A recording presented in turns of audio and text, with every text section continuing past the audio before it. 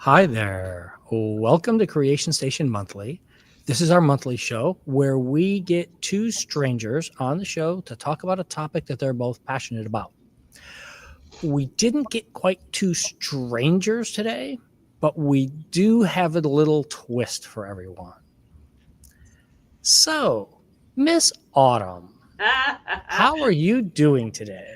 I'm doing great. And everybody who's watched the weekly show is like, oh man, she's back.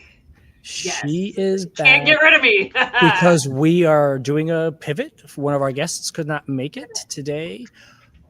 So what we're going to do is we're going to switch seats around and we're going to have Autumn take my seat and ask and do the questions. And I will be comparing them with Mr. Billy. And I do not think I can live up to that hype, but we will try.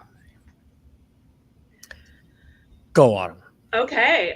So I'm going to have you two introduce yourselves a little bit. Most everybody already knows Bob, so Yeah, you go you go, last. Billy. So go ahead, Billy. Let us know who you are and what you're all about. So, good afternoon, everybody. I am Billy Allen, aka Mr. Billy. I am currently the branch manager for Whitney Library for the Las Vegas Clark County Library District and the creator of Three King Visions. I'm actually a former employee from Broward County Libraries. I worked at Pembroke Pines Library and North Regional Library, so it's always good to reconnect with my colleagues. And I just love spreading that library joy. It's an awesome thing. Excellent. Okay, Bob. I was born in the library. It's been a long time.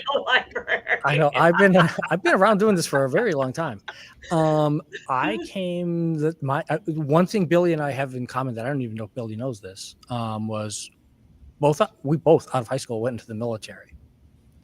Yes. And after I got out of the military and I was doing my things, I ended up working for Walden Books and did that for 5 years. I had a couple of miscellaneous things before then, but ended up at Walden Books for a good 5 years, managing stores in South Florida and up in New Jersey.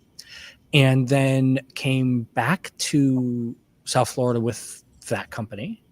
They were a bookstore, just in case anybody doesn't remember what Walden Books was.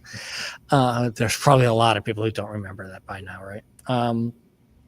And then I left them and was bouncing around for like 2 days. And they said, hey, there's this new library opening up. You should go apply. And I'm like, okay. And that was my start here at Broward County Libraries. I started at North Regional Library the weekend after it opened. I always think of it as July 4th, but it's actually the weekend after July 4th when it started. And I've now been here over 31 years with Broward County Libraries that I passed that milestone this past summer. Congratulations. So I have done just about everything. I started off being an assistant person in circulation and moved up through. I've done reference desks. I've done computer training. I've done head of circulation, checkout. I've done all these things. And then 10 years ago, January 2015, man, it was way too long.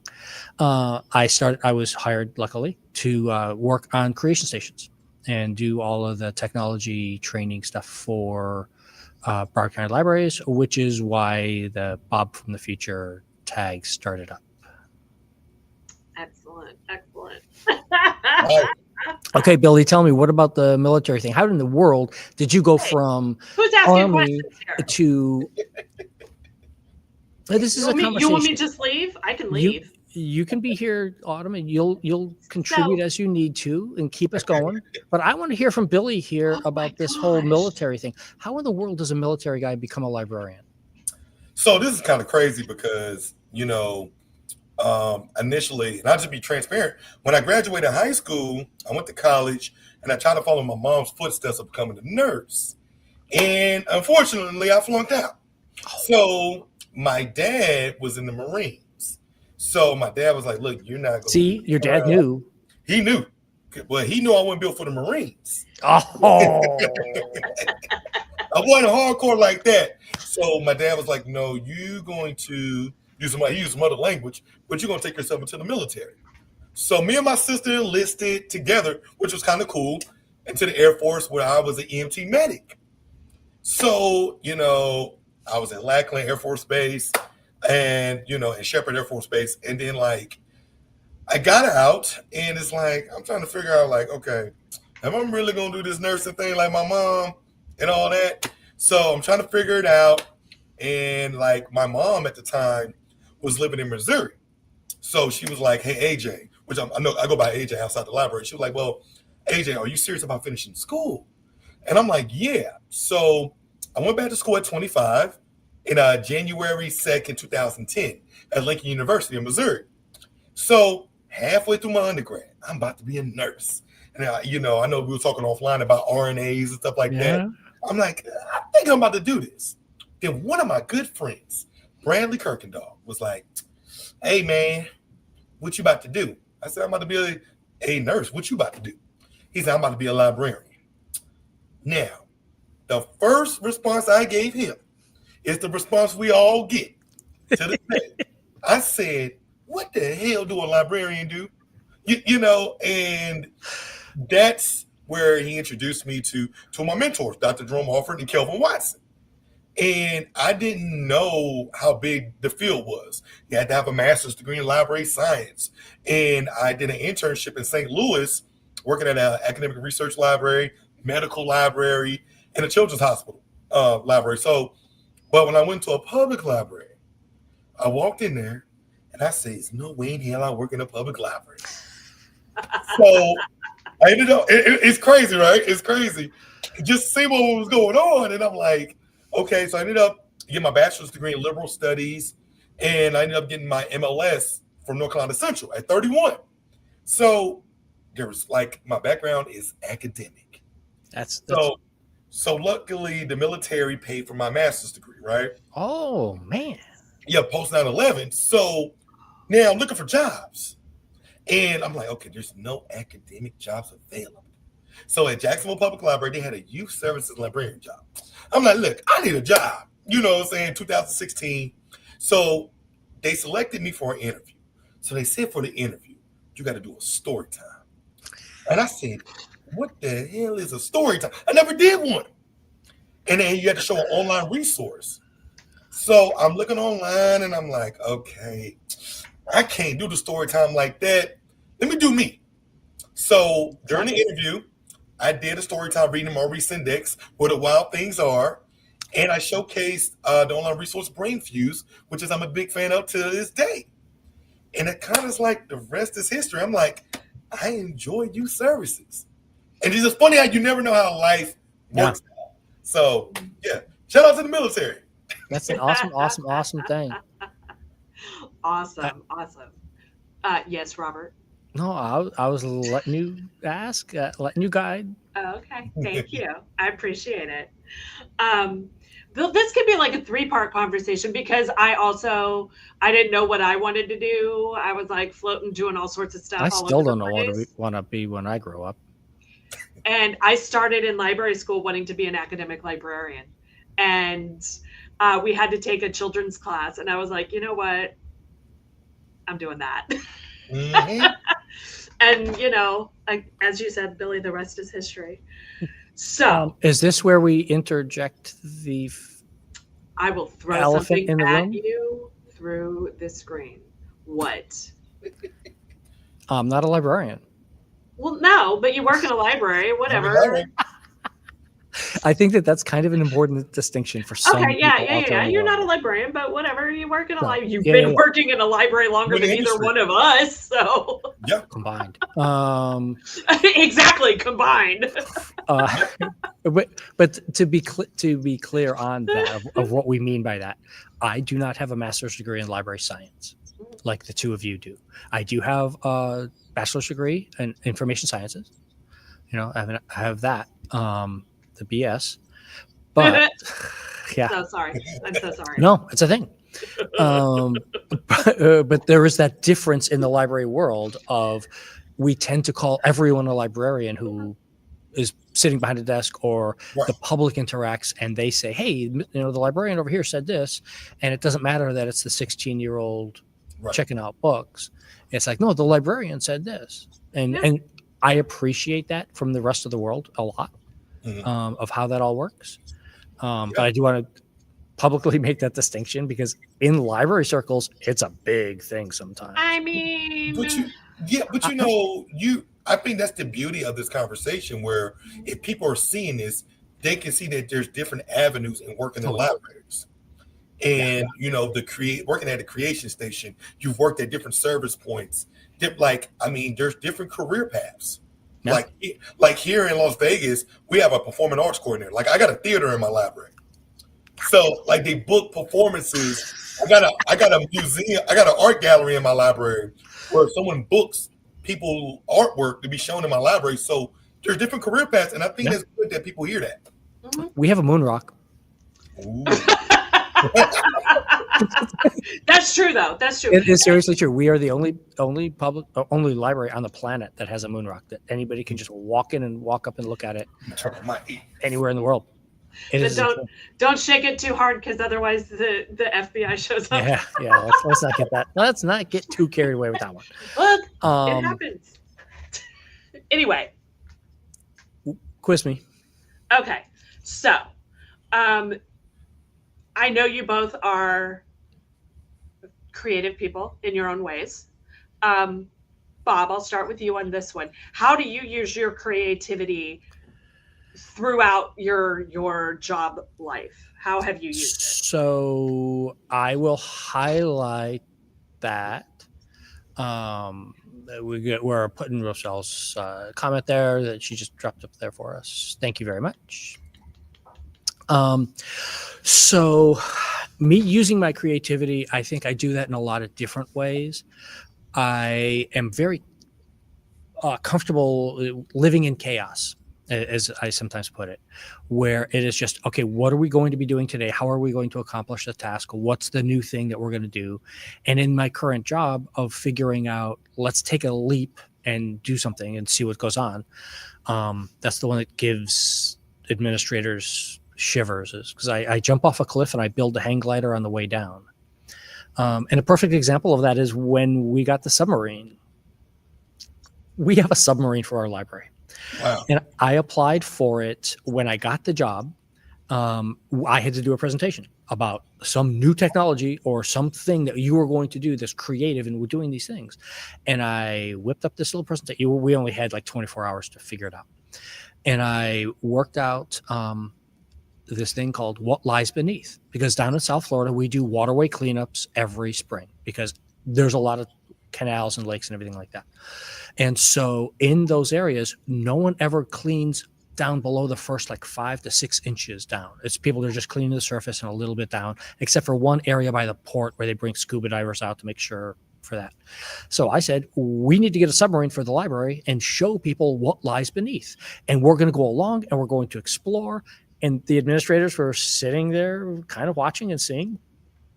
This was when Sky Patrick was our director at the time.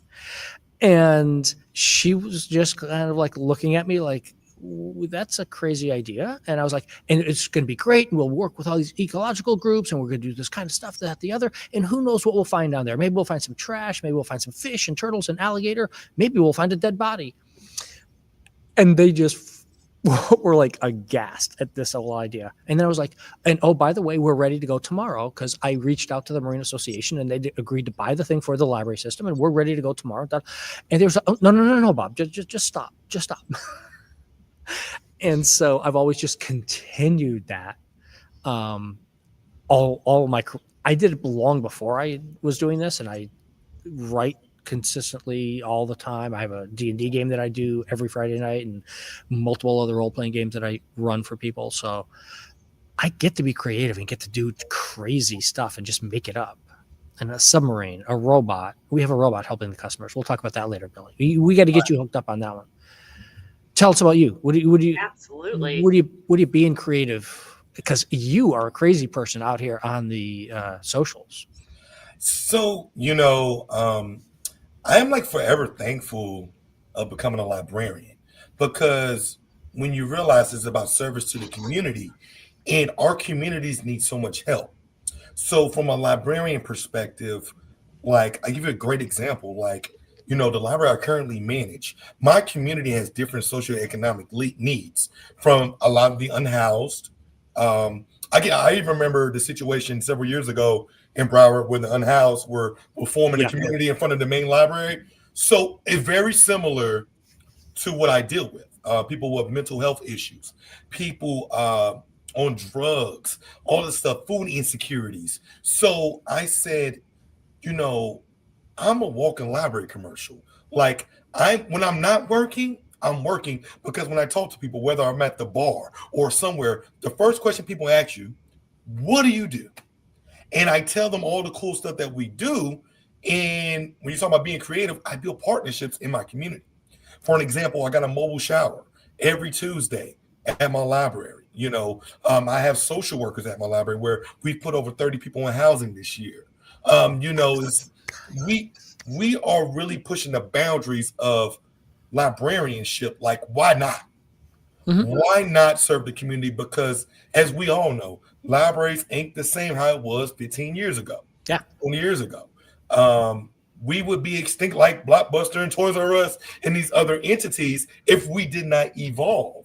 Right. So we've been doing that. Exactly. Yeah. I fully agree with that. We have, and all three of us here have seen how that's changed for each of us in the individual places, both as you go up through the ranks of beginner to more experienced, and just in the various locations of where you work and what you do. I mean, Autumn's got a very different population where she is now at her branch than she did here at Main Library. Yeah. They're just serving the community and understanding the needs. And like, I remember when I was in Broward where, when the pandemic started and, things were shut down, and I was like, okay, my storytelling started getting this buzz at my library. So I said, I need to create an online platform, to increase the love of reading. So I started Three King Visions, and I was like, why can't I incorporate hip hop or just bring my personality to a read aloud? To, it's a performance. It's a, like storytelling, like my creativity comes from watching comedians, watching battle rap. Like, so I'm like, when you're a storyteller, and Autumn, this, like, you are the MC. You are the master of the ceremony, providing that experience. And I said, I haven't seen nobody do what I've done since Reading Rainbow. So I said, I'm going to do this. Did you guys see the news today from Reading Rainbow? Mm-hmm. Yes. Okay. So tell them. Yes. So my good friend Michael Threets is the new host of Reading Rainbow. So that's super fire. And, I said, I'm going to start Three King Visions. I think when you talk about people of color, like you're underrepresented. So I started doing my story times, incorporating music. All this is a music and movement story time, right? But I felt like people need to see people, especially like a Black man, holding a book, talking about the love of reading. But also, you're talking about being creative. My brand is kind of like expanded. Kind of like, I talk about all the cool stuff that we do in the library. I talk about me just getting creative where, as library workers, I started an independent author collection where, a lot of library, the number one question, how can I get my book in the library from an author? So I said, I'm going to start an independent author collection and build year-round programming to support how to develop a book, how to, get illustrators, find the right publisher. And we started this in January, and we have almost 650 books from independent authors that you can only find at Whitney Library. Now, being creative, all it is a non-catalog book. I just framed it a different way. And so just thinking outside the box. For those of you who are watching this who have no idea what Billy just said with that little aside there, cataloged versus uncatalogued books. Cataloged books are in the library catalog. You can look them up on the webpage or whatever and find them and put them on hold and do things. And uncatalogued books are things we just happen to have on shelves when you walk into the building and come see it, which is another reason why you need to come to your physical library sometimes, because there is stuff you will not find online. We love helping everybody online. We love giving everybody access to all those tools and all those things. But there are things like my creation station stuff. You don't get this online. You've got to come into a physical building to come see. Autumn's got amazing science kits. She's got closing in on 200 citizen science kits that people can check out and take home and do real science. Yeah, wow. But those are catalogs, so. This is also true. See? Just saying. Also, I want to make sure Billy gets to brag about Yes. what he just talked about was part of his heroes thing. And Please tell us this story, Billy. So, I've been so fortunate to spread this library joy. And you never know, my platform has grown. I mean, on Instagram, I got almost 33,000 followers, TikTok almost 10K, Threads almost 10K. It just, people love hearing librarians talk about library joy. So me and Kelvin Watson were just hanging out, and he gets like 3 text messages within like 30 minutes. One was from someone from the board of trustees, and 2 were people that don't even like work in libraries. So they were like, hey, Kelvin, Queer Eye is here, and they're looking for heroes. And they were recommended that we reach out to Billy. So Kelvin was like, hey, man, you remember this show? I was like, yeah, kind of. But I'm like, I never watched it. So we watched one of the episodes, and I was blown away. I'm like, this is a super positive show. Let's do this. So I didn't have to audition. Shout out to Aaron, the producer, Alex, Kelsey. Like, they took me out to my favorite little bar. They just heard my life story, and they said, "You're on." Like, so I was like, "Okay, cool, right?" So what people don't know, you got to get interviewed by a psychiatrist because this is being exposed to millions of people. Yeah. And that was like the vetting process, but it was a whole week. So like, I'm in my apartment right now, but they put me in a hotel room for a whole week because I couldn't see my apartment. So they was like, Billy, is there anything you want to keep in here? I said, no, you can get rid of everything. You can get rid of everything. So the cool part, we're talking about being creative, is that, a librarian is being highlighted, but the library field is being highlighted. And they talked about my hip hop story time. I had the Fab Five come to my library to see my story time. My community showed up.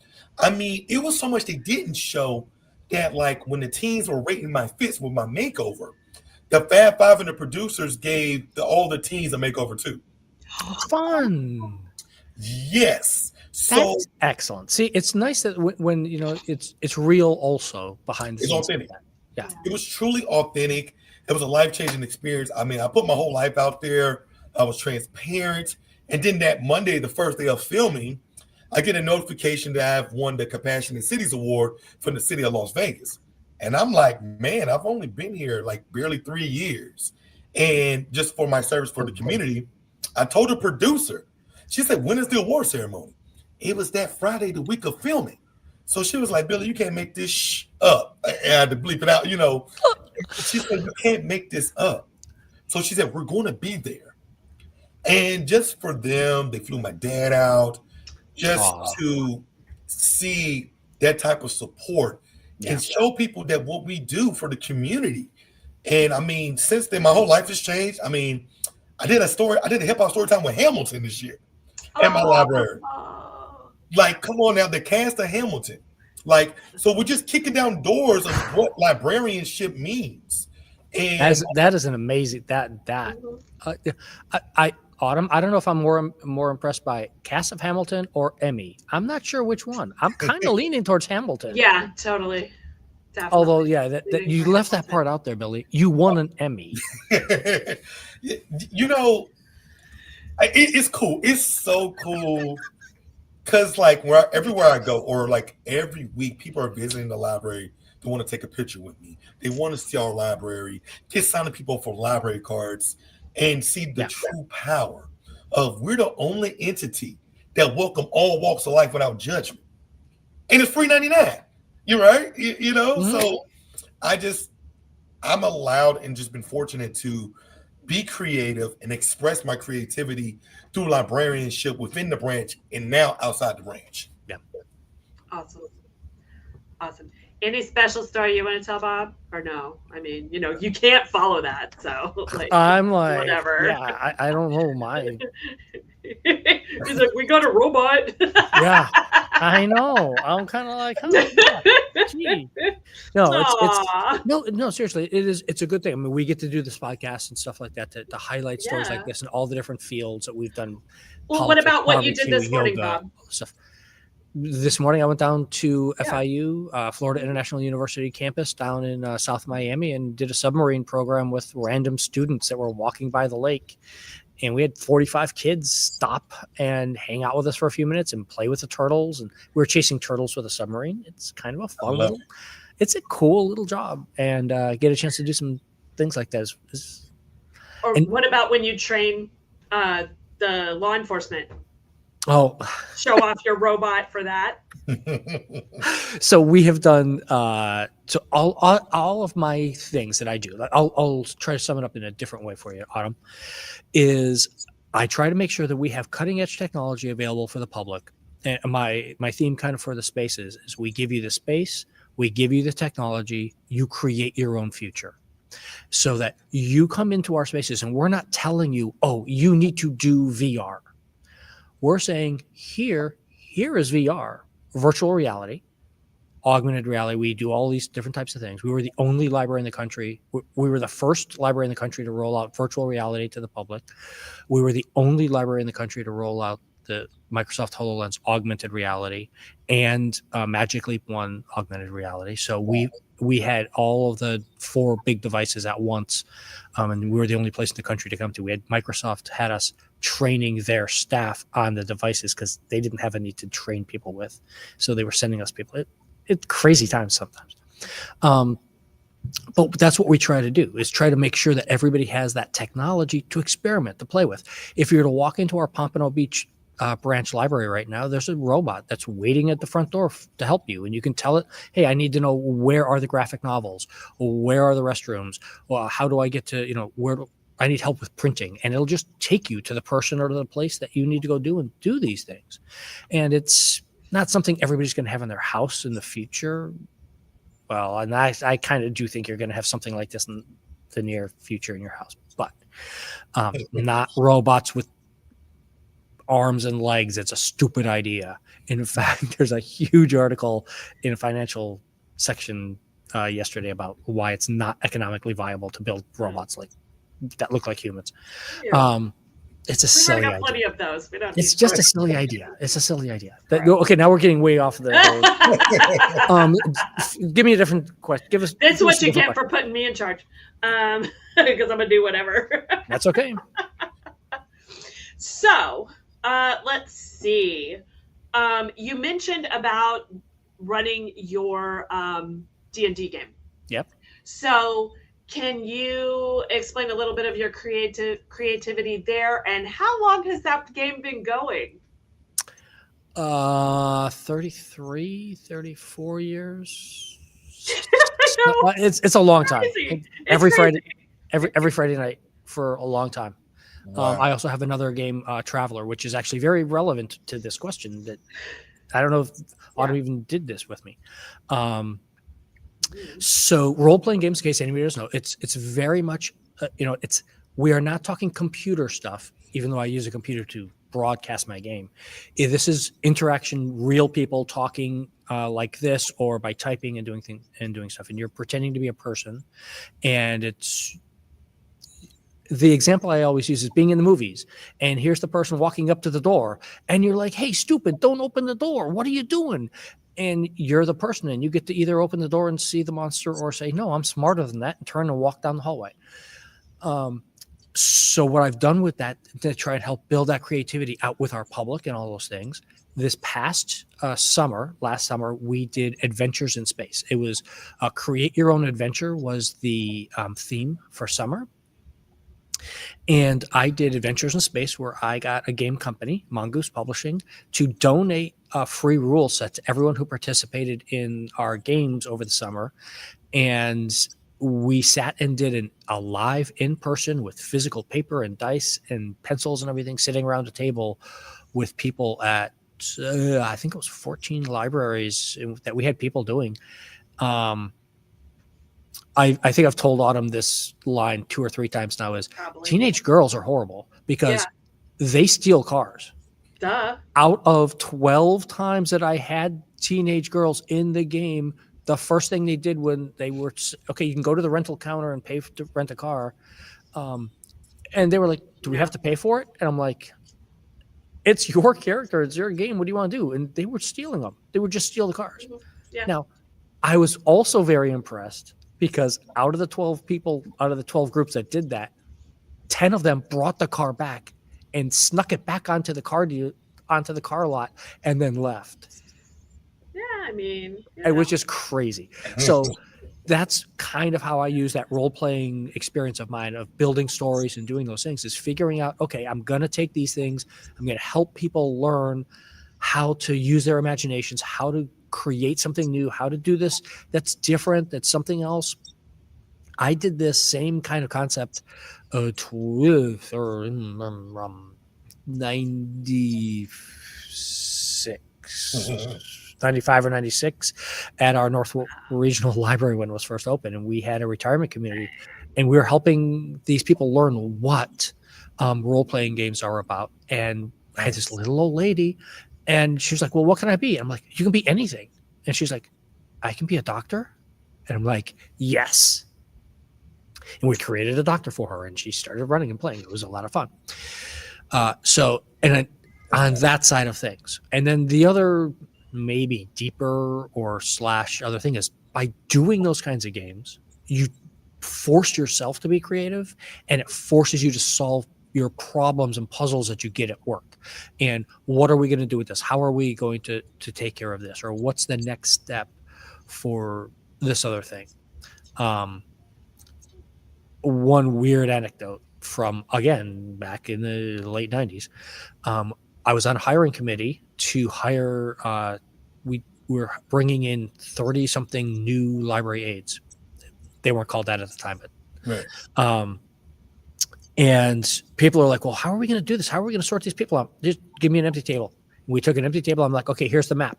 And here's State Road 7, here's 595, here's 95. Just drew like on the map, on the table. And then we just stacked applications, and okay, this is the part of the county, this is part of the county, this is part of the county. Okay, boom. Okay, they're going to be, these people are going offers up here, these people are offers here, offer them a library near their house, boom, boom, boom. And the people in the room were like, how'd you do that fast? And I'm like, it's just solving a puzzle. That's what we do. It's fire. Yeah. So I get to have fun with that. That's how I bring my ability to just juggle and do to these sorts of things and have fun. Yeah. And also, while I was doing that conversation, somebody in the chat, when I was mentioning the girls stealing cars, said, sounds like a fun game. Totally. How about you, Billy? What's the creativity thing that you're bringing in? Oh, man. So I'm attacking from like a programming perspective and then outside the library. So every library, we all do the summer reading challenge. And, we're always trying to figure out ways of engaging the community. And I'm like, we need to get more of the adults and more of the 25 to 40 plus. Adults need to read too. Right. And get involved in the library, whether it's an activity or program. So I was talking to one of my staff members, and she was like, what about you getting slimed? And I said, what? I know what you're getting. So I said, how about this? We create a summer reading challenge goal for our branch. And if the community reach that goal, they'll see me get slime Nickelodeon style. So for 3 years in a row, we call it Slime Week. We call it Slime Week at our library system now. Other branches are involved where it's not just the kids, because it's that nostalgia of the Nickelodeon. What's the limit that I have to do to be able to slime Kelvin? Oh, I got him slimed last year. One of my greatest achievements. Oh, it was so funny because it was like my mentor and my boss slimed. Yeah. Do it. Alvin was a former library director here in Broward County also, and now he's the director out at Las Vegas. We all know him. he has this very stern look sometimes. It was a classic. Oh, he is just so fun. I have videos on my phone, and everybody was like scared, but me. I'm laughing because it's the slime. But I asked him, I said, look, we have 500 summer challenge completions. if they get to 600 in my community, we need you to get slimed. And he had the open mind to do it. And now we got to the point this past year that, we got community leaders. Like I partner up with a big time teacher that's an influencer in Las Vegas, with like 1 million followers in another company, where for now it's a part of our back to school fair where we just raised over $10,000 for back to school supplies. So it's myself, my assistant branch manager, my youth services librarian, and then someone from the admin that gets slimed, And now my team, they're now scientists, of making slime. So that was creative as far as just thinking outside the box, as far as getting the community engaged, where kids and adults are like, no, we're going to get you slimed this summer. That's awesome. That's what it's about. I think outside the library with my platform, 3 King Visions, I'm a huge AI person. So I'm making kids music videos through AI using Halio and Sono. So what I'll do is flip classic hip hop R&B songs and cater it to the library and about reading books. And I'm getting pretty good at it, like far just editing and really just, bringing my creativity to life as far as spreading the love of reading. Mm-hmm. Yeah. How many branches do you have out there in the system? 25. Okay. Yeah, 25. So it's it's super cool. Like I think, when you see these celebrities coming by, like something we did that was pretty cool. We got a partnership with the NFL and barbershop books to put bookshelves in barbershops. Yep. So Usher, I have a teen zone. And you guys with the hockey team. Yep. And, oh my God, nights. Again, this is one of these connections when people move around the country and go to different systems. Las Vegas and Broward have library cards for sports teams. We were the first 2 in the country to be able to pull us off. Now, I will point out to you there, Billy, 2 months after we rolled out the Florida Panther card, they won the Stanley Cup. And then when we re-upped them and reissued them, they won again. They won the cup again. 2 years in a row. So you're going to have to do something for your... We got to do something. I think they won one time since I've been here, so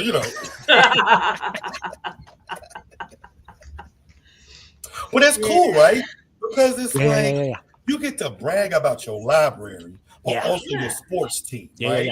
The question in the chat. So Billy is out in Las Vegas, Nevada, and I am here in Broward County of Florida. I got my... Oh, thank you. She is so good. Oh, wow. So now we got to show off, right?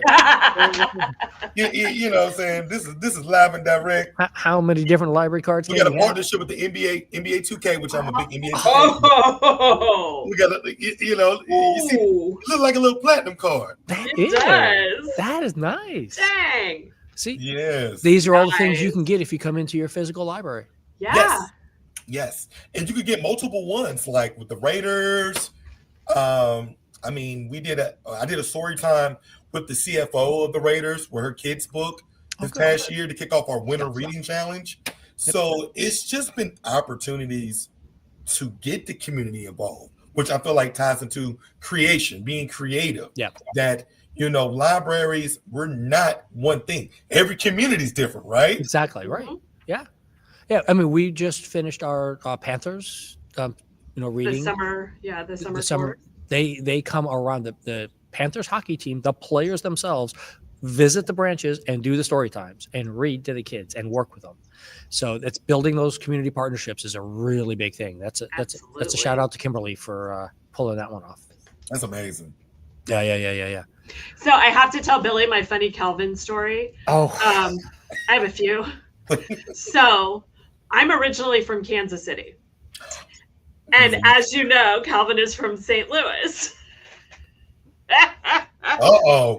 So when I used to be the head of youth services at the main library. Yep. And I started a Daddy and Me story time. And I only had men come in and read the stories because my department was almost all women, which is how it is in libraries. Yep. And I asked him to do it. And he said, yeah. And I'm like, okay, the theme is going to be baseball. Oh, yeah, I went there. So he wears his Cardinals polo, and I'm rolling in my Royals t-shirt. I'm like, hey, you remember that time when they played in the World Series against each other? And you remember that time when we beat you? Yeah, amazing.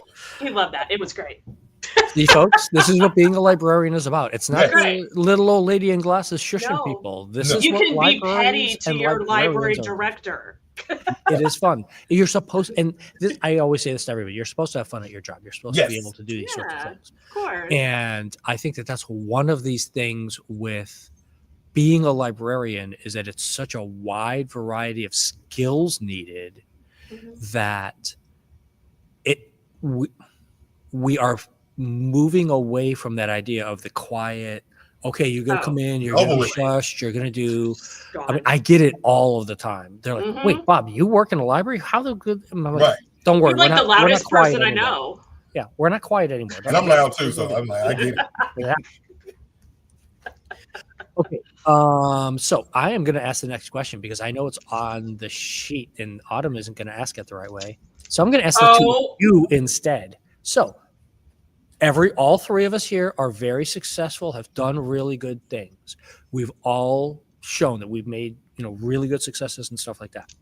I want you two to tell me what's the thing you failed at that you learned from to do something new. I'm sorry. Okay, Autumn, you go first. I'm not going to take it. I have absolutely nothing in my mind because I'm like, I don't fail.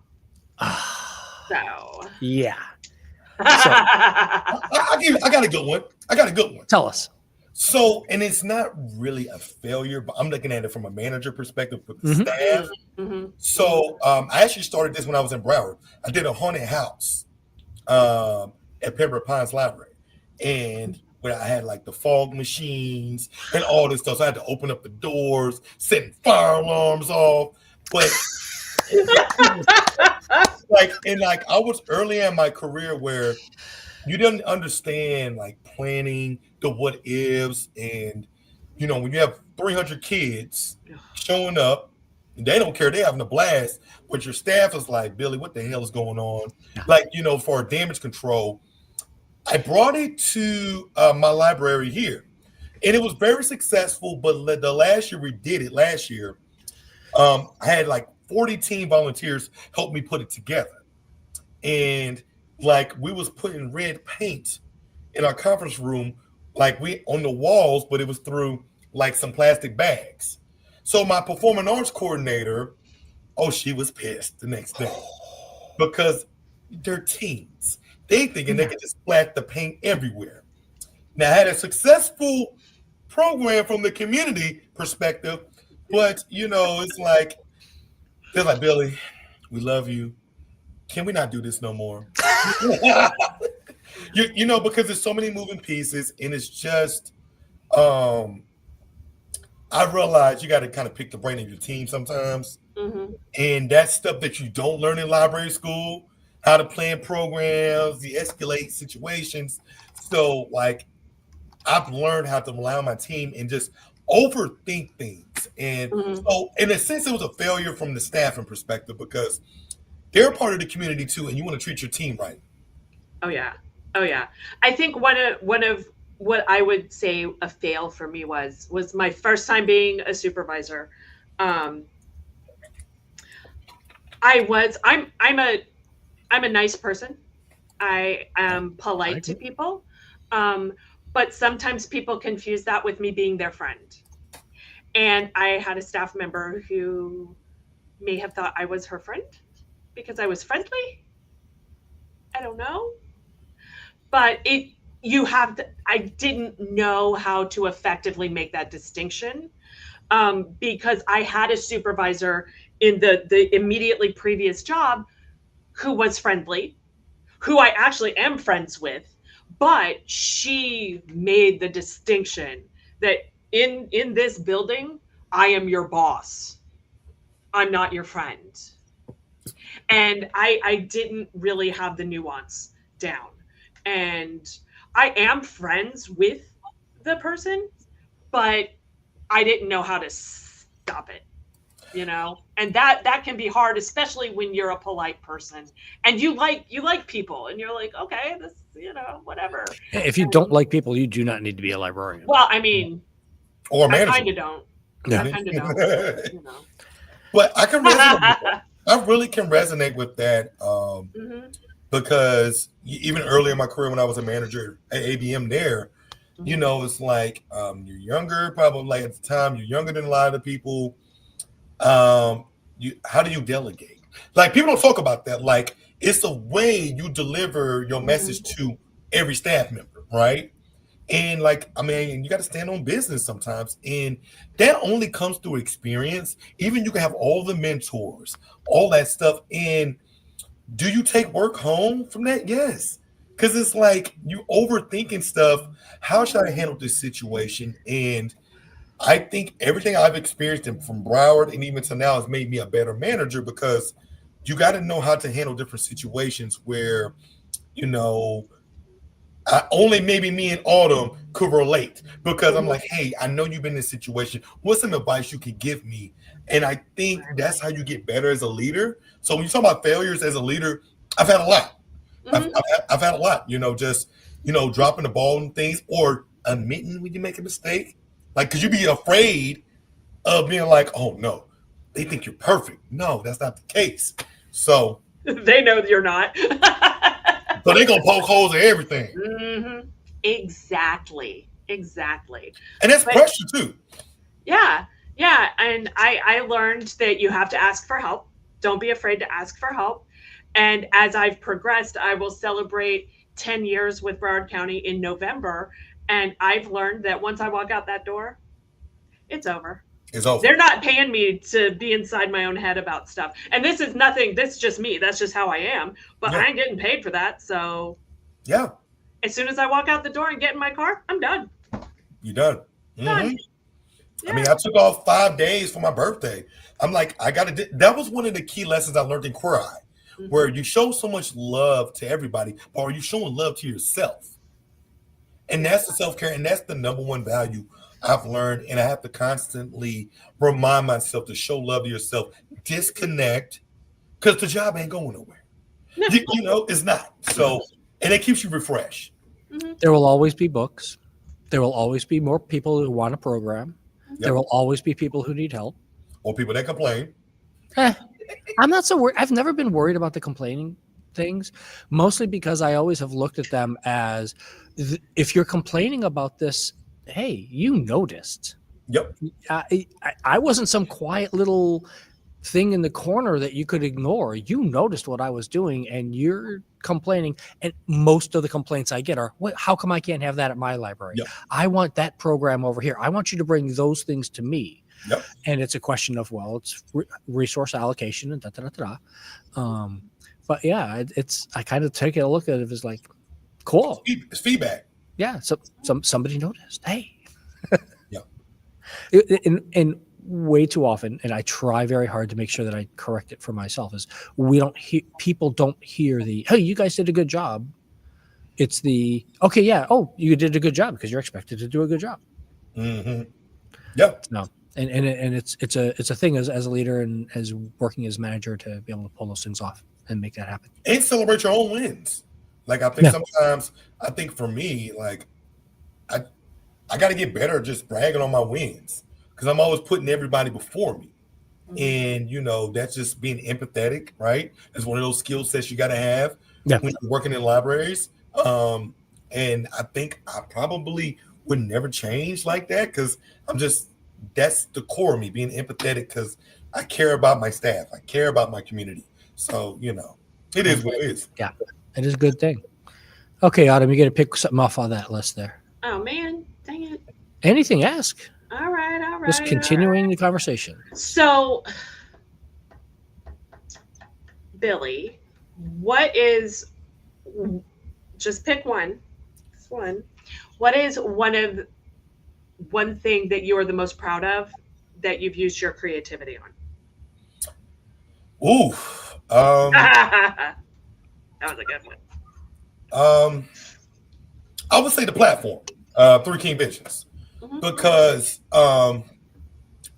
I can be honest, because it's like when I started this in Broward, when you got to sign, because it's not really been done. Like me, Michael, and a couple other librarians really building a brand around your career where you go through the conflict of interest forms, all this stuff. Like you're promoting the library, but it's about you, right?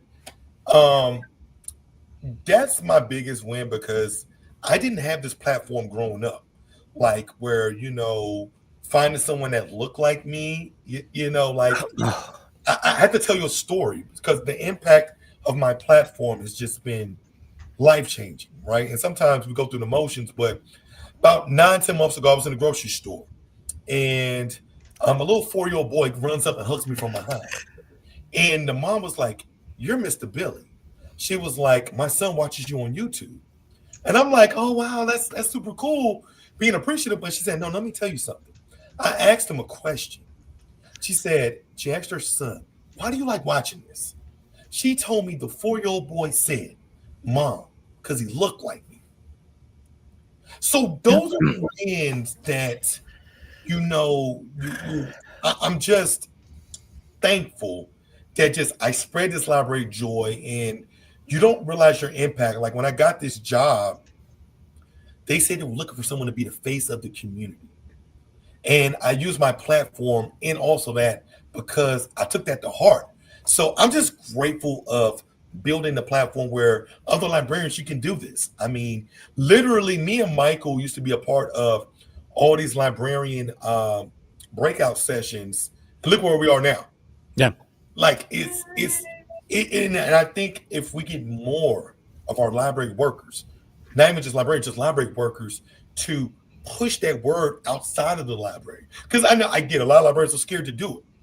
But just having that support, and like I got Kelvin. Like let's just keep it real. Yeah. Like just having that support, someone that believes in me, that believes in what I'm doing, that's life changing. So I'm just thankful for that. Excellent. Bob. Like, oh God. No. I kind of was thinking through things. One of the things I'm most proud about right now in being creative, it's outside of the library. It's my Traveler game right now. I have developed play-by-post Traveler. Traveler is the science fiction role-playing game thing, and I've developed a play-by-post version of that on a wiki that I have had. I think we're at 16 different people from around the planet contributing to stories and telling and working with each other and building things and doing stuff like that. And it's a lot. And I had my birthday game back here in September also. Yeah. And my players and I, that one's a text only game also. We wrote 69,000 words on a Saturday. Between the 6 of us. Wow. That's a lot. It's a lot of writing. It's a lot. It's all creating and building and doing. And the fact that I can find people around the planet that want to do that and I can help them have access to being able to do that. And I've got other people who are like, "Bob, how do I get in on this?" And like, we'll build into it. Don't worry. I'll find a space for you. But right now we got to keep these people moving and doing. We'll add more people. That's what I'm happy about right now is because I can build something, like you said, it reaches out to people. It's bridging a gap. The oldest player is in Vancouver. He's 71, 72. The youngest one is in Ireland, and he is in his 30s. So yeah, it's a chance to bridge all those different types of gaps with everybody like that. So it's a lot of fun. That's awesome. Awesome. Yeah. Yay. Okay. Do we do more? There's the one question there about technology that I'm kind of like shouldn't be asked because. No, I'm not going to ask it then. It's not fair. Well, Billy might have a very good answer for it, though. Fair, but if I ask, I'm just asking him. I'm not asking you. Okay, I'll let him. I've bragged about. Wait, what number is it? Tell me what number it is. What piece of technology would you? You mean number 5? What sort of equipment? No, that's. I don't know, you can do that one also, whichever you'd like. I'm like sitting here looking at this. I think I have a different thing than you do. It's fine. So, Billy, if you had one piece of Thank technology, you. anything that you want to use, anything that can keep up, except for a time machine, you're not allowed to have a time Wow. machine. We did go back and watch our politics episode and see what they immediately leaped to that too. No time machines. So if Any kind of technology. What would make your life better? How could you do your job better? How could you be a better librarian? What technology would you need? I'll tell you right now, the way AI is going with ChatGPT, and which I use all this stuff, but as a content creator, one of the things I despise doing is editing videos because it's time consuming. Where I could kind of see we're heading towards that, where like they got Opus clips that I use where you can dump a video in and chop it up. But what about just editing the whole damn video? If I had a software I could just dump my video in there, let it edit on its own, I could push out more content. I think it probably eventually get to that. It's probably going to be a very expensive paywall behind that, but I think people will invest in that, because I sit on so much content and it's like, I run a whole library. I do this outside the library too, as far as, my platform. Mm-hmm. You got to have time. I got a real life too, right? Like can I have a video editing software where I could just put it in like a Dropbox and it edits everything? So maybe I need to create, You never know. And it's always. How about you, Autumn? What's the technology you want? Teleporter. Ooh. Okay. Not having to drive is a very good thing. Look, Billy, I'm sure you remember the traffic here. Yes, I do. I don't miss it.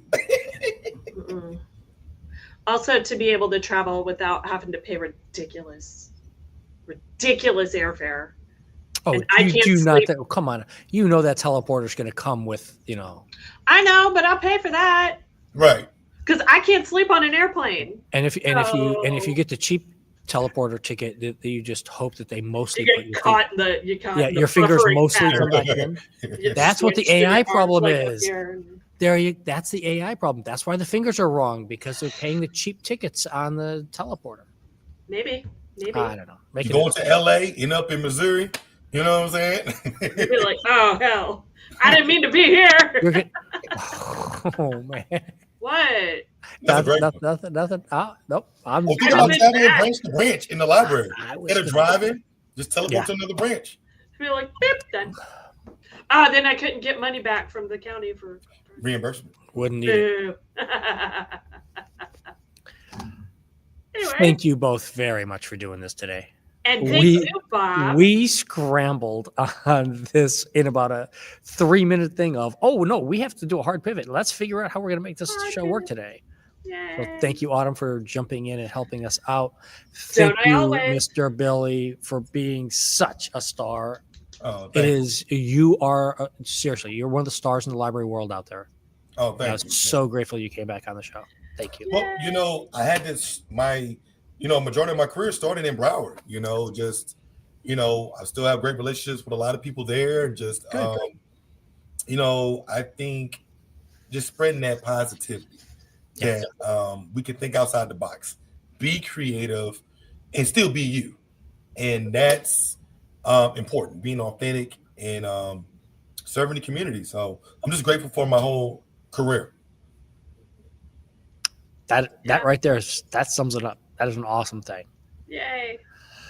Putting up our final slide here. If you have any questions that you'd like to forward along, all the contact information is in the chat and in the show notes for you. If you have a topic you'd like to see if I can go find 2 interesting strangers to come talk about a topic, email us, creationstation@broward.org, and we'll see you next month. Hey.